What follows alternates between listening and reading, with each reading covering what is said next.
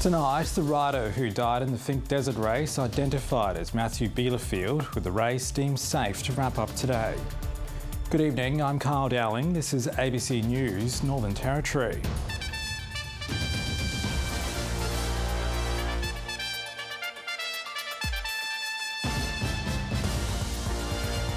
Also tonight, the painful reality for remote residents, with the death rates for communities disproportionately high.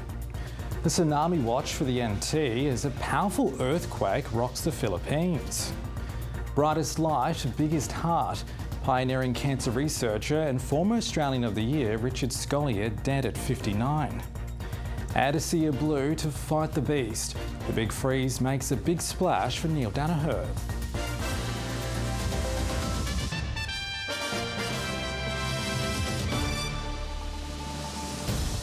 Motorsports' kings and queens of the desert have been crowned at the iconic Finke Desert race in the Red Centre. A record number of drivers and riders took part in this year's 50th anniversary event, though the celebrations were tempered by the death of a rider in a motorcycle crash. A minute's silence and a solemn start for the race to the finish line. Right across the motorsport community, people will be mourning yesterday's incident. A police investigation is underway following the death of bike rider Matthew Bielefeld near the start of yesterday's race. This is a tragedy.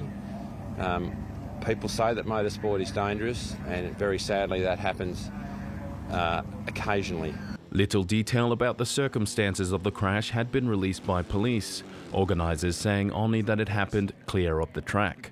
But with racing deemed safe to continue, competitors hit hard on the home stretch today. Because we are about to crown a two-time King of the Desert. WA's Travis Robinson and navigator Paul Curry in the first car across the line. Win the 50th, man, it's a dream come true for us as a team. Win 3 in a row, the 50th, 1-2.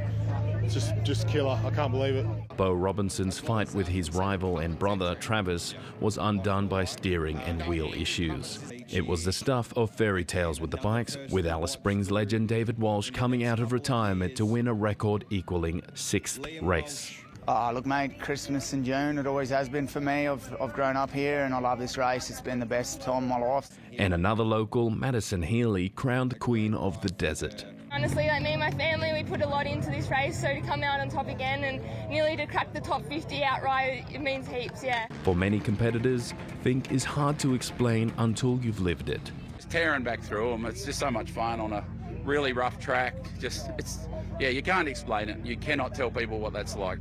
When Finke began in 1976, it was a much smaller race through the desert.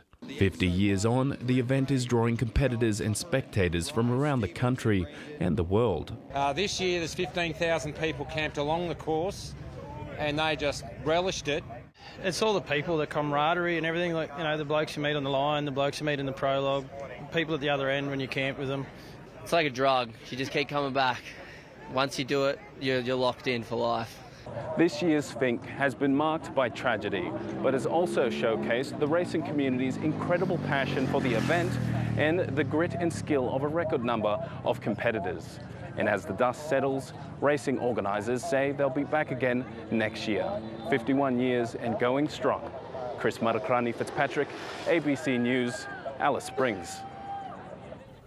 Residents from remote Indigenous communities are painfully aware their life expectancy rates are much worse than the non-Indigenous population. Residents from one Northern Territory community are calling for an investigation into their local death rate, which they feel is unacceptably high. The Borroloola community of 900 in the NT's Gulf of Carpentaria say they're reeling from 15 deaths from chronic health conditions and suicide in 6 months. I was in big shock. Too many of them, young people. Go on, and me, I'm older than my brother, just passed away. Ukawal Nancy McDinney's brother, Mr. McDinney, died from cancer, aged 50 last year. There's too many family, and we all sad because we lost a lot of family in Borroloola. The family feel Borroloola's NT government-run clinic doesn't provide enough health checks and prevention programs. Northern Territory government, they should be helping. Too many of our young people gone away. It's a view shared by Maria Pyro, whose 51-year-old aunt Teresa Rory died from kidney and liver failure in January. We are losing so many lives that can be prevented. It's not right. It's not normal. She got really sick. Suddenly, we didn't know nothing. On an investigation on those 15 people that passed away, also to bring in more people to help our clinic. The NT Health Department responded by saying the Borroloola Clinic is appropriately staffed and it's run prevention programmes, including a health check week in which 80 people were checked. It says it's working with the community to improve health outcomes, and it extended condolences to the families who've lost loved ones. Nationally, the rate of avoidable Indigenous deaths has risen from 177 per 100,000 people to 220. It's double the whole of community average, something the federal government's trying to tackle. I'm very conscious of a number of communities that are really experiencing distress. Borroloola is certainly one of those in terms of deaths. It's a closing the gap challenge, not getting easier. Jane Barden, ABC News. Negotiations to end the war in the Middle East could be unravelling tonight after a resumption of fighting between Israel and Iran. The escalation came despite Donald Trump reportedly urging the Israeli Prime Minister to give peace talks more time. Waves of ballistic missiles aimed at Israel. Iran firing at the north of the country for the first time since the ceasefire began in April. Warning sirens ringing out as Israeli air defences intercepted the threats. The Iranian terrorist regime made a grave mistake when it once again chose terrorism. Iranians were shown on state TV cheering after the missiles were launched.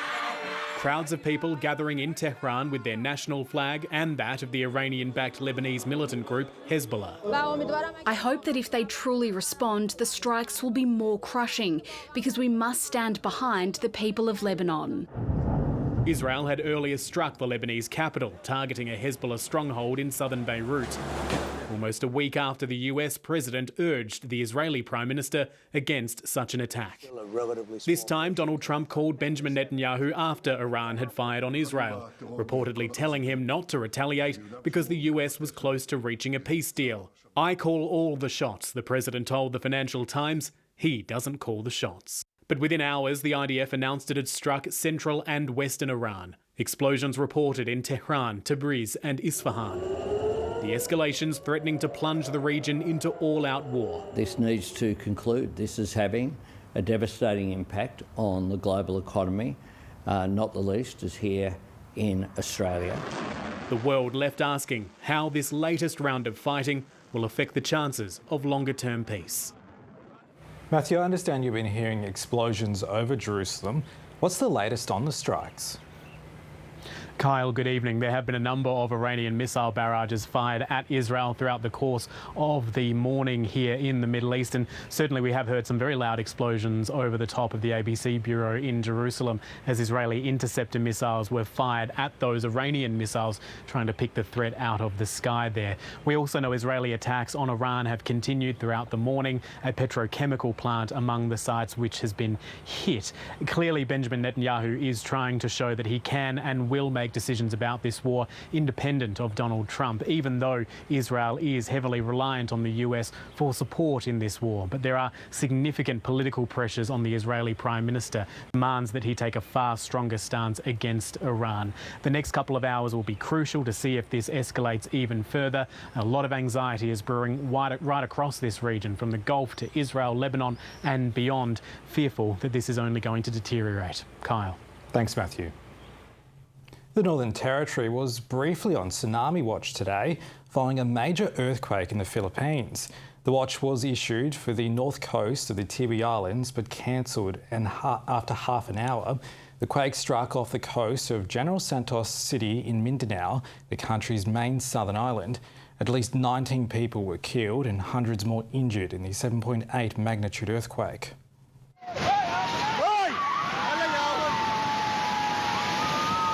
Screams fill the air as the ground shakes. A popular fast food building collapses, causing chaos in the city centre. Residents yelling out for one another, hoping no one has been trapped in the rubble. Dozens of buildings were damaged by the powerful 7.8 magnitude earthquake, wreaking havoc across the southern Philippines island of Mindanao. School children on their first day back after the summer holiday, reacting in terror, holding each other tight and praying for safety.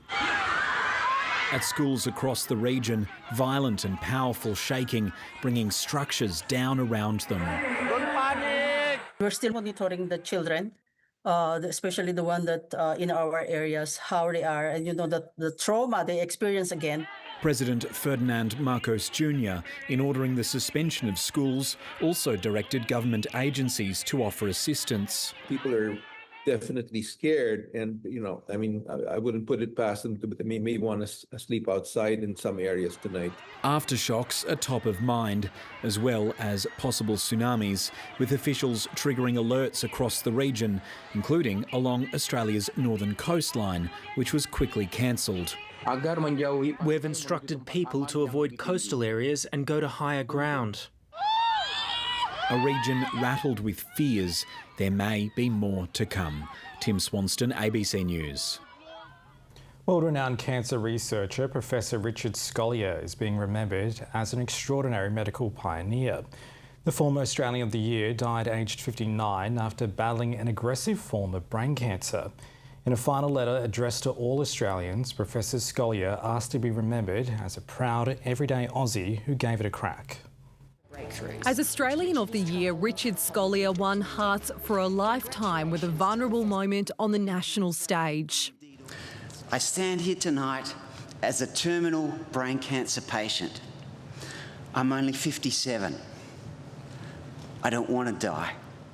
The world-leading cancer researcher had himself become a cancer patient 8 months earlier, but his fight to save the lives of others had spanned decades. The self-described proud Tasmanian grew up in Launceston and went on to pursue a career as a pathologist in Sydney on a mission to end melanoma deaths. The 59-year-old's family say he passed away peacefully, surrounded by his wife Katie and 3 children, Emily, Matthew and Lucy. His family meant everything to him, and his passing has left a big hole in our lives. Long-time oncologist Professor Georgina Long said she was deeply saddened to lose a cherished colleague. Together, the pair revolutionised cancer treatment, treating melanoma using immunotherapy, an experimental technique that saved his own biographer's life. They were able to do was to increase survival rates for stage 4 from 5% to 55%, and I was lucky enough to be in that 55%. In 2023, it turned personal for Professor Scolyer when he was diagnosed with incurable brain cancer and given just months to live. Yeah, I love my life. I love my family.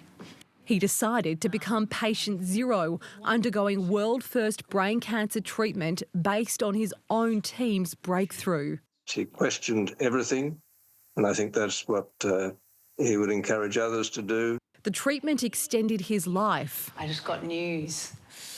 What? Your scan's fantastic. Yes. But months later, his tumour had returned. The terminal outlook didn't slow him down. The lifelong athlete clocked up the kilometres.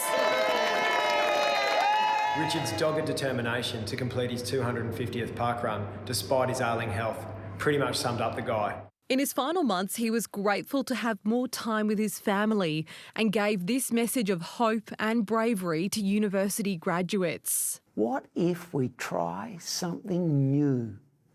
It's too soon to know if experimental immunotherapy played a role in extending Richard Scolyer's life, but it's paved the way for future brain cancer breakthroughs. Whether you knew Richard or not, a big, kind-hearted person who devoted his professional life to making life better. For those on the front line, he beat the odds, living years longer than expected. His legacy will be the awareness for brain cancer, the national conversation, the reform that he started. The Prime Minister says he'll be honoured with a state funeral. The world is a better place because of Richard Scollier's contribution. Yeah, I am very proud that he's going to make a difference for future brain cancer patients. Yeah, and what a legacy to be able to leave. A legacy of groundbreaking work. In his own words, he hopes will continue to inspire others and that he'd be delighted and humbled to be remembered as a proud everyday Aussie who gave it a crack. The big freeze at the MCG has gone ahead for the first time without its creator and figurehead Neil Danaher after his death 2 weeks ago from motor neuron disease. The football legend, and like Richard Scollier, also a former Australian of the Year, led the charge against MND for more than 12 years. Today, more than 88,000 footy fans turned out to honour his legacy. They marched in their thousands. It's unbelievable. Do it for Neil. Do it for everyone that has MND. Football fans swapping club colours for a sea of blue, making their way to the MCG as one. Neil was a big inspiration, not only for me, but for my dad. I lost him 2 years ago, so he always fought like Neil Danaher would. The Danaher family blown away by the outpouring. I don't think we understood the impact that Dad had on so many different people, and to see this incredible crowd come out, it just really rallies our spirits. I think it gives everyone hope. The beanies flew off the shelves with money raised going towards research to find a cure. Big freeze beanies! Inside the ground, 3, 2 and 1. It was ice cold. Neil staring adversity in the face for so many years. There's a real sense of pride in having the opportunity to go down. One of Danaher's former charges at the Demons also took the plunge. A bit of fun and, as we touched on, honouring Neil and bringing some joy to the day. And the Governor-General, Sam Mostyn, came dressed as the man himself. Nothing will save the Governor-General here. Neil Danaher shows the very best of us as Australians, so I wanted to show up and play on. South Sydney Rabbitohs veteran Jai Arrow, who recently received his own MND diagnosis at just 30 years of age, has been embraced by the cause. 3 absolute superstars. Neil Danaher started this movement 12 years ago, raising awareness and much-needed funds for the disease. And for those left still fighting, they vowed to continue his work. The cure's no closer, and that's what everyone's striving for, is ultimately a cure, The fight against MND now playing on without its greatest champion. Erin Marsikovetere, ABC News, Melbourne.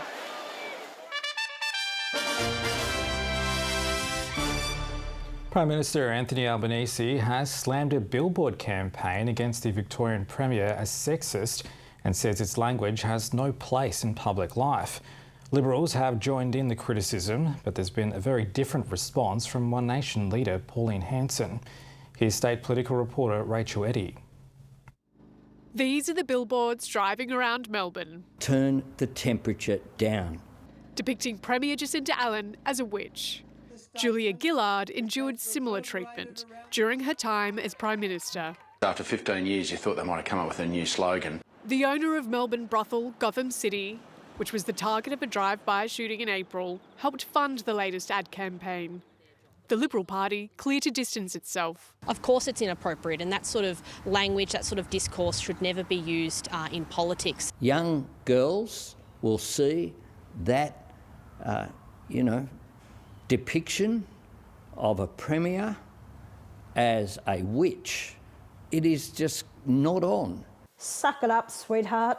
Pauline Hanson taking a very different approach, lashing out at the Premier. I've been tagged that long before you. So anyway, it's just toughen up. Jacinta Allen called out the billboard on the weekend, saying this attacks women and she cares about who's next. You can have a disagreement with people's policy position by all means. You don't have to denigrate people in such a personal way. It has got to stop. Both sides of politics fears this year's state election will be particularly nasty, While speculation about Jacinta Allen's leadership continues, Labor MPs have taken the opportunity to rally around the Premier, backing in her calls to lift the debate.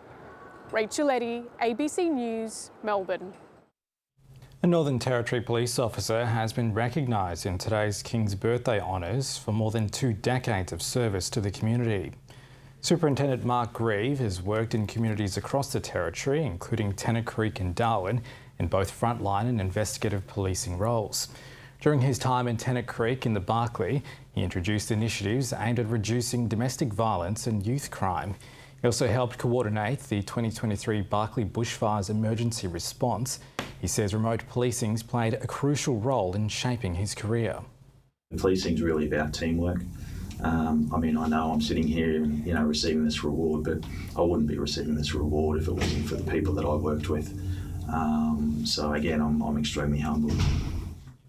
From musicians and mathematicians, authors and activists to comedians and community leaders, more than 900 Australians have been recognised in this year's King's Birthday honours. But achieving an equitable gender balance remains elusive, with women making up less than a third of the list. And a warning, Lily Nothling's report contains the name and image of an Indigenous person who's passed away, used with their family's permission. He's one of the country's most celebrated pianists, and Simon Tedeschi's contribution to culture has struck a chord. I think music can even bring people who would otherwise regard themselves as committed enemies together into a room, and there's not many things that can do that.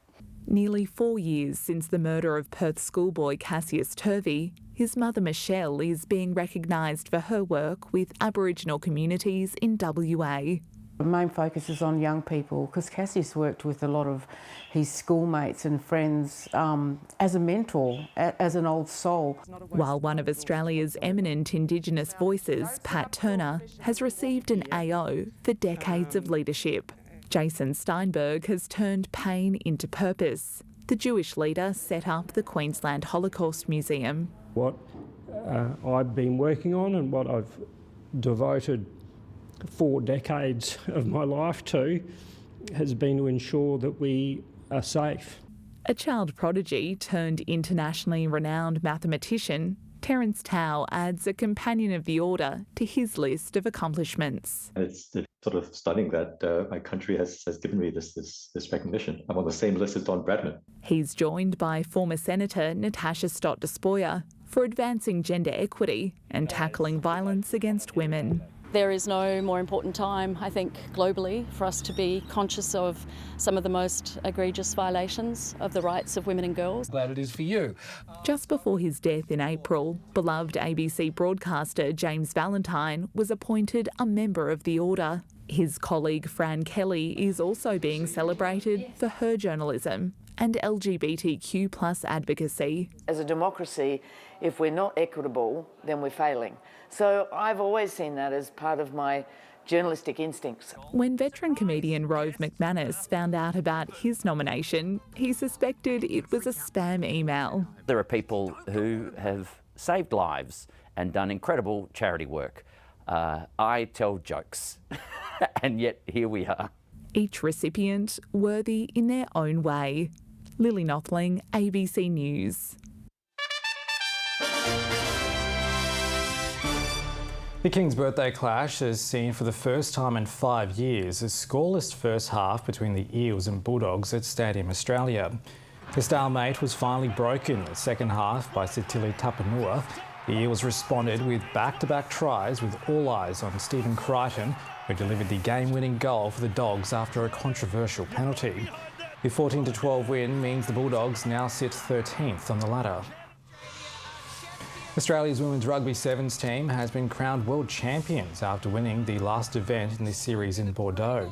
Madison Levi was the player of the final, scoring 2 tries as Australia defeated arch-rival New Zealand 26 points to 19. Melbourne has defeated Collingwood in an epic King's Birthday clash, getting home by 8 points in the first big freeze game without Neil Daniher. Isaiah Pickett was almost untouchable, awarded the Neil Daniher Trophy for his stellar 3-goal performance. It was the usual suspects early, Isaiah Pickett with the opening 2 goals of the game. Handball or kick it. to Pickett. Not to be outclassed, Nick Dacos was his brilliant best on the big stage, bringing a sea of blue beanies to their feet. It's Nick Dacos, so he shouldn't be surprised. De Goey second, giving the D's coaches something to think about. The raucous 88,000-strong crowd was brought to a hush, with Brodie Myercheck knocked unconscious in a dangerous tackle by former teammate Billy Frampton. Collingwood also forced to play a man down, Braden Maynard unable to continue after dislocating his shoulder twice in the first half. The Magpies took control of proceedings coming out of half-time, but the Demons responded through Bailey Fritsch. That is absolutely superb! Not once, but twice. Langford kicking truly from the pocket. Oh, that is top shelf! Fritsch once again rising to the occasion, giving Melbourne their first lead since the second quarter. It was only fleeting as Angus Anderson took full advantage of a defensive breakdown. Oh, yes, he did! It was an old-fashioned shootout in the final term, Paddy Cross getting in on the action. Cross! What a kick! What a game! The Pies couldn't find a way through the Demons' defence, and just as he started, Pickett finished in style. The winner of the Neil Danaher Trophy coming as no surprise to anyone. Keziah Pickett. Jackson Byrne, ABC News. German Alexander Zverev has beaten Flavio Cobolli in the French Open final to break through for his first major title. The second seed defeated his Italian opponent in a 5-set match that went for more than 4 hours. It was the fourth time the 29-year-old Zverev had featured in the final of a Grand Slam tournament, and it was his best opportunity for a win, with Carlos Alcaraz injured, while Jannik Sinner and Novak Djokovic lost earlier in the tournament. This trophy for me is very important because if I would have lost this one, the self-belief would have gone down a lot. But now that I've won it, I feel like I can do it again. Italian Kimi Antonelli has won a dramatic Monaco Formula One Grand Prix with 7 drivers unable to complete the race. After Aston Martin's Lance Stroll and Ferrari's Charles Leclerc both crashed in the same section of the track, the race was red flagged so that the deteriorating surface could be cleaned up. It would take 30 minutes for racing to resume, with Australia's Oscar Piastri finishing in 4th after receiving a 5-second penalty for speeding in the pit lane. Mercedes driver Antonelli took the checkered flag ahead of Ferrari's Lewis Hamilton to record his 5th victory in a row and extended his championship lead to 66 points. And out of the weather, and tonight's weather pick from Yellow River and Kakadu has been sent in by Rosemary Brinkhausen. And you can send us your weather photos to weatherpicsnt@abc.net.au. There were morning showers over Nhulunbuy, but it was mostly clear across the NT today. It was 32 in Darwin, 31 at Dundee Beach. In the rest of the territory, 30 for Katherine, 29 in Nhulunbuy and Jabiru, 33. 22 the top for Alice Springs and Yulara, and Tennant Creek, 26 degrees. On the satellite, some patchy cloud formed through the tropics, though it was mostly cloud-free for much of the Northern Territory. Southeasterly winds are being directed through the NT, and a ridge stretches across eastern and northern parts of the country. Interstate tomorrow, sunny conditions for Hobart, and Melbourne becoming windy. For Canberra, morning frost and a shower or two. Sydney reaching 21 degrees. Showers expected to ease for Brisbane. Adelaide at top of 20, and showers expected to ease for Perth tomorrow. Time for the territory forecast. Alice Springs 24 and mostly sunny, mostly clear for Papunya, and 27 degrees for Tennant Creek. To the north, Katherine partly cloudy and 32, 31 in Borroloola, and a bit of cloud expected for Nhulunbuy. Out in the west, 33 in Berry Springs, and Darwin looking at a top of 31 tomorrow with a partly cloudy day ahead. There's a morning low tide at 5:37 and a high tide just before 12 p.m. The sun will rise tomorrow at 2 minutes past 7 and set at 6:29. And looking ahead, more humid conditions are expected for Darwin. We could see some temperatures picking up a bit throughout the week. And blue skies ahead for Alice Springs. Temperatures are expected to pick up for Alice as well. We expect those temperatures to gradually rise throughout the week. And stay with us now. Sarah Ferguson is up next with 7:30. Good night.